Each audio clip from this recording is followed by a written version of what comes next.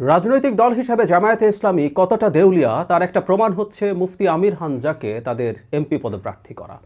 চারদিকের প্রচুর সমালোচনা হওয়ার পর এই ক্লাউন, ওনাকে ক্লাউন বললেও কম বলা হয়, উনি যা করেন, এই ক্লাউনকে তারা মানে নমিনেশন রেখেছেন, তিনি তার প্রতীক বরাদ্দ পেয়েছেন, দাঁড়িপাল্লার পক্ষে ভোট চাইছেন। তাকে নিয়ে সামাজিক মাধ্যমে তার পুরনো বক্তব্যের যেসব জিনিস সামনে আসছে, এরপরই মানুষটাকে রাখা হয়। আমার সাথে তার ব্যক্তিগত একটা ইস্যু আছে, আসলে আমি কথা বলতে চাইছি সেই কারণেও। আমি মানে কী কারণে, আমার সাথে কী বিষয়, আমাকে নিয়ে তিনি কী বলেছেন সেটা আগে একটু শুনে নেওয়া যাক। ডাক্তার জাহিদুর রহমান নাকি একজন নাম, এই লোকটার চেহারার দিকে তাকালে আমার মনে হয় একটা টাটকা নির্ভেজাল শয়তান। বলছে বাংলাদেশ জামাত ইসলামী যদি মুক্তিযুদ্ধও হতো আমি তাদের সাপোর্ট করতাম না, কারণ তারা ইসলাম নিয়ে রাজনীতি করে। এ কথা যে লোকটা বলে তার ঈমান থাকার কথা। এরকম নাস্তিক মার্কা লোক যারা মারা যাবে এই দেশে ঘোষণা দেওয়া দরকার যে তাদের জানাজার নামাজ দরকার নেই, কারণ ইসলামের রাজনীতি আছে। এই কথা যারা বিশ্বাস করে না সে কাফের। জামায়াত ইসলামীর বট বা ব্যক্তিরা আমার মন্তব্যে এসে আমাকে কাফের, নাস্তিক সব বলেছেন, ইসলাম বিদ্বেষী সব বলেছেন। কিন্তু তাদের একজন আলোচক, একজন হঠাৎ করে নাজেল হওয়া ব্যারিস্টার আমাকে অন রেকর্ড নাস্তিক বলেছেন। আর ইনি তো দলের পদে থাকা এবং মনোনয়ন পাওয়া একজন মানুষ। আমার অপরাধটা কি? অপরাধটার কথা আমি আবার একটু বয়ান করি, উনি এই জায়গায় খুব ক্লিয়ার করেননি। আমি বলেছিলাম, ইয়াস, জামায়াতে ইসলামে যদি মুক্তিযুদ্ধের সময় তার কোনো অপরাধ নাও থাকতো, তারপরও জামায়াতে ইসলামের রাজনীতি আমি সমর্থন করতাম না। এটা জামায়াতে ইসলামী না, ইসলামকে নিয়ে, ইসলামের নামে যারা রাজনীতি করেন কারো রাজনীতি আমি সমর্থন করি না। এবং এটা যে শুধুমাত্র ইসলাম মোটেও ব্যাপারটা তা না, any form of identity politics, সেটা হিন্দুত্ববাদের নামে হোক, সেটা হোয়াইট সুপ্রিমেসির নামে হোক, সেটা বাঙালিত্বের নামে হোক, আমি বহুবার এই কথাগুলো বলেছি। আমার অবস্থান সঠিক কি ভুল ইজ এ ডিফারেন্ট ডিবেট, আপনি আমার কথা মানতে হবে তাও প্রয়োজন নাই। কিন্তু এই যে আমি বলছি যে মূলত জামায়াতে ইসলামীকে আনার কারণ, এখন জামায়াতে ইসলামীকে আমরা আনবো কারণ বাংলাদেশে ইসলাম নামে রাজনীতি যারা করে তাদের মধ্যে জামায়াতে ইসলামী সবচেয়ে বড় দল এবং এই মুহূর্তে তারা রাজনীতির মাঠে দ্বিতীয় প্রধান শক্তি, অনেক পেছনে, তারপরও দ্বিতীয়। সুতরাং বলাটা খুব অস্বাভাবিক আমার দিক থেকে ছিল বলে আমি মনে করি না। কিন্তু তার জবাব হচ্ছে আমি টাটকা শয়তানের মতো লাগে, আমাকে কবর দেওয়া যাবে না, মানে জানাজা কর দেওয়া যাবে না, ইত্যাদি ইত্যাদি ফতোয়া দিচ্ছেন।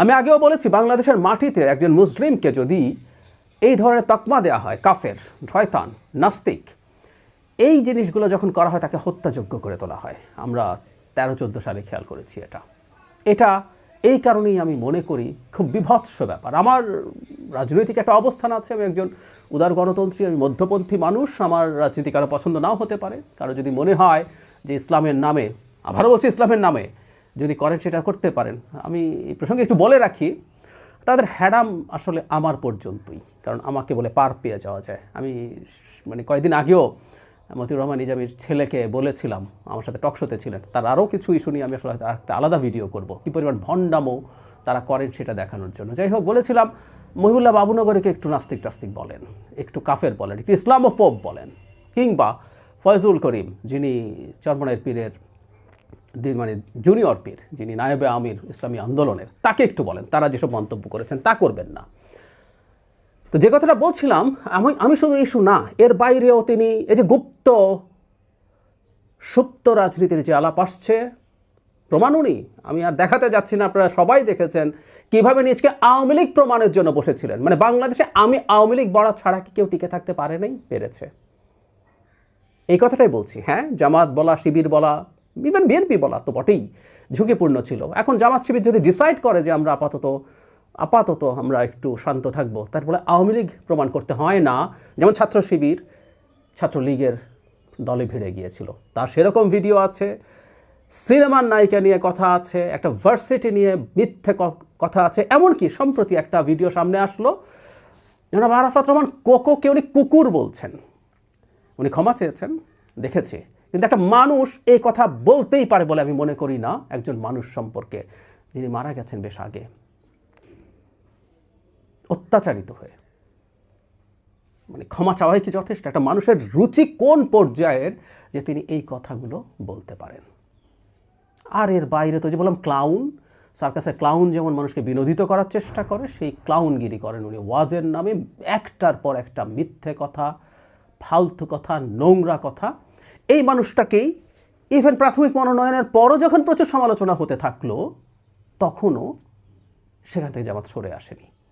আমি আশা করি বাংলাদেশে যারা সচেতন নাগরিক আছেন, বাংলাদেশে যারা বিদেশি মিশন আছে, তারা প্রত্যেকে এই ব্যাপারগুলো খেয়াল করছেন, জামায়াত আসলে কাকে মনোনয়ন দেয়। আমি প্রায় একটা কথা বলি যে আমরা জামাতের কাছ থেকে অনেক বেশি সততা আশা করি। জনগণ হিসাবে বলছি, যে কোনো একজন ভোটার হিসাবে চাওয়া উচিত। বিএনপি তার সততাকে ইউএসপি করেনি। বিএনপি বলেনি আমরা সত্যকে শাসন চাই। সো যে দলটা সত্যকে শাসন চাই স্লোগান দেয়, সেই লোকটাই এরকম গার্বেজ, এরকম ক্লাউন, এরকম একটা অসৎ আপাদমস্তক মিথ্যুক মানুষকে যখন মনোনয়ন দেয়, তখন বুঝতে হয় দলটা কতটা দেউলিয়া। অনেকে হয়তো মনে করবেন, ভেবেছিলেন যে এটা এরকম হওয়ার কথা ছিল না। আমি হওয়ার কথা ছিল বলেই মনে করি। জামায়াতে ইসলামী যে মুখোশ পরে মানুষের সামনে আসার চেষ্টা করে, প্রায় তারা বলার চেষ্টা করে যে তাদের নিচু পর্যায়ে বা অনেকের উপর নিয়ন্ত্রণে তারা এগুলো করছেন, কিন্তু এই মনোনয়নের মাধ্যমে তারা প্রমাণ করলেন তারা সর্বোচ্চ পর্যায়ে কি করতে যাচ্ছেন, কি করেন। আমি জামাতকে, শিবিরকে অনেক আগে দেখেছি, চিনি, তাই তাদের সম্পর্কে আমার খুব স্পষ্ট ধারণা আছে। আমি আশা করি যারা ভোটার আছেন তারা এই ভণ্ডামি, এই দ্বিচারিতা এই দলটির, সেই ব্যাপারে তাদের খেয়াল রাখবেন।